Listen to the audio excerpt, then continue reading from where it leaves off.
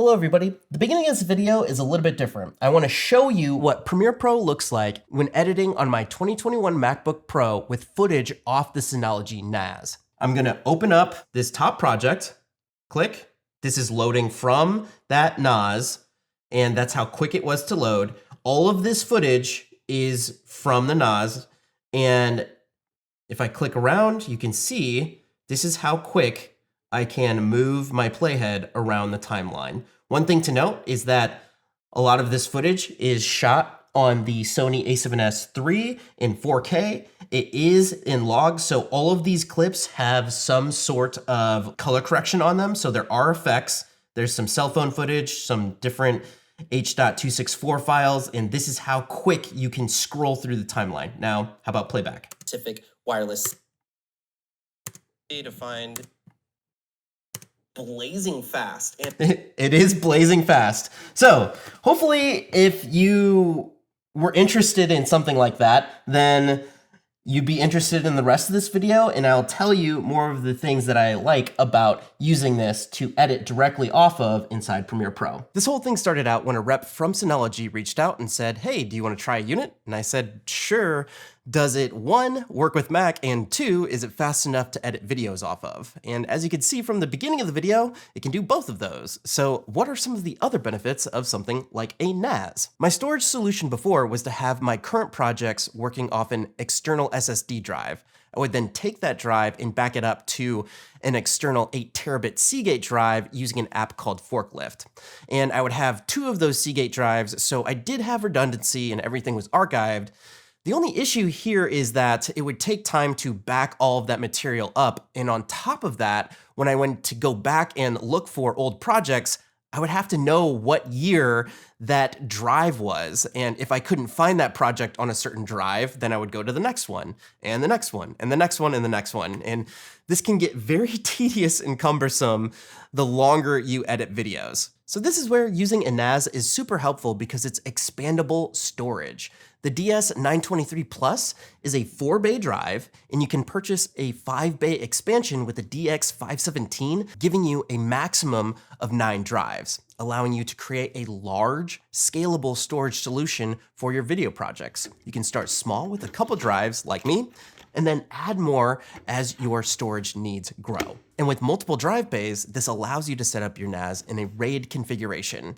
This helps protect you from losing your work if a drive were to fail. My NAS is currently set up using Synology's proprietary default SHR mode, which is Synology Hybrid RAID, but you can configure it however you want to. Maybe somebody in the comments will have more knowledge than I do about setting something like this up for video editing, but for my needs, it has worked so far.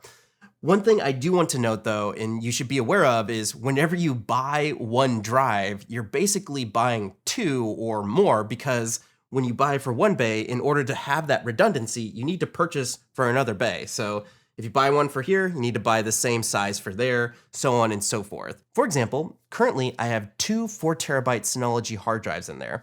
That nets me 3.6 terabytes of storage after everything's formatted and configured for this SHR RAID. It may not seem like much, but I wanted to start out small and see how this fit into my workflow, and then I wanted to expand to larger 16 terabyte hard drives from there. One thing I also saw a lot of was people using SSDs in here instead of spinning hard drives. SSDs are more expensive, and by no means am I saying that using hard drives for this workflow is faster, but they are a lot cheaper for the amount of storage that you get. And I was pleasantly surprised at the speed and efficiency that I could use Premiere Pro with just those 2 4 terabyte hard drives. This kind of speed wouldn't be possible without the 10 gigabit Ethernet connection. So let's talk about high-speed connectivity. There are dual gigabit Ethernet ports on the back, which are fine for those of you that don't need fast read and write speeds. For example, if you're just looking to back up your projects after you're done or every single night. But for those of you looking to edit off the NAS, you will need to purchase the 10 gigabit Ethernet port add-on. The other catch here, at least in my situation, is that my MacBook Pro also does not have 10 gigabit Ethernet. So I had to purchase this OWC 10 gigabit Ethernet port to Thunderbolt 3 connection as well. And here is where I want to bring up my little caveat of what I think the main deterrent might be for some of purchasing a unit like this. And that is, Not all video editors and content creators are IT people.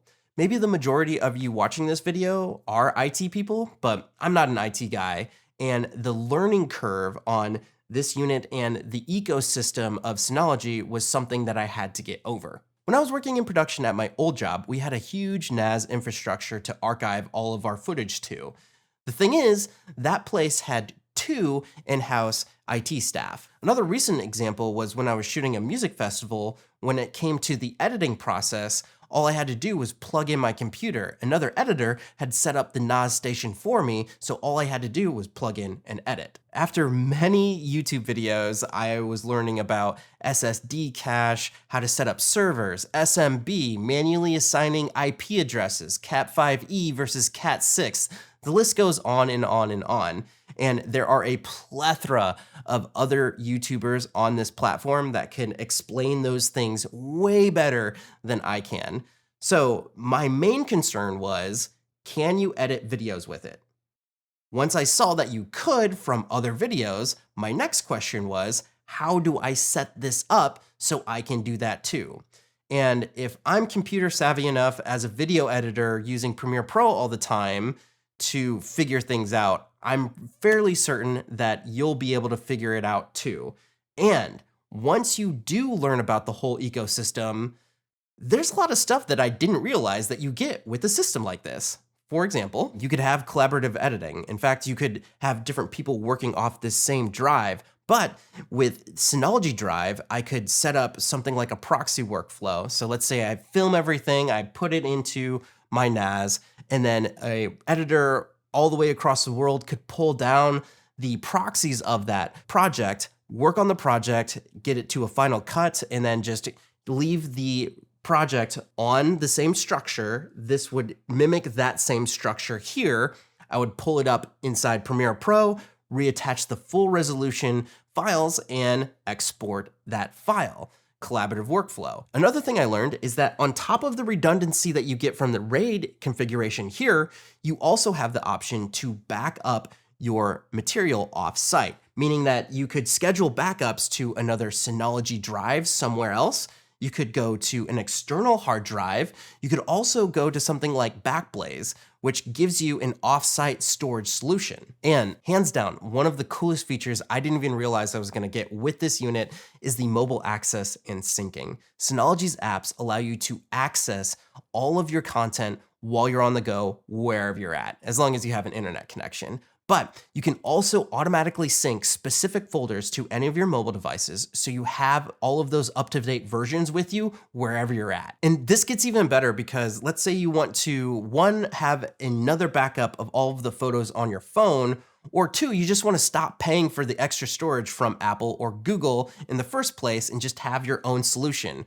Well, Synology has their own Photos app that automatically syncs your photos from your phone to the NAS. And to be honest, I thought this was a complete gimmick at first, but the Photos app is actually really, really good. A really neat example of this is I'm setting up a shared folder between my wife and I, where we have one central location of all the photos of our kids over the years. This way, whenever we need to look back or share photos between us, we have all of them in one location that we can access anywhere. It is awesome. And here is where I have to give Synology credit.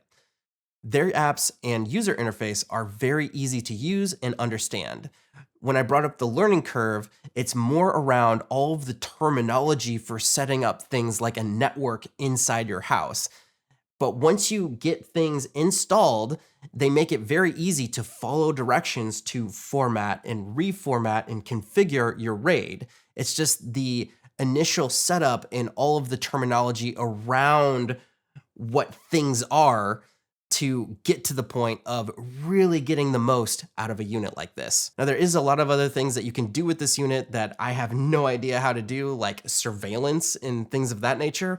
But once I got over the learning curve, I will say that I am very happy to use this unit as my storage solution for video editing in the future. I know you need to consider your own specific needs and budget when purchasing a unit like this. I will say though that if you're a video editor like me and you have stacks and stacks and stacks and stacks of external hard drives, collecting dust, getting something like this could be a very nice upgrade. Let me know in the comments. I'll have links to it in the description below. And until next time, my name is Javier Mercedes, and I hope you're out there living a life of abundance. Bye.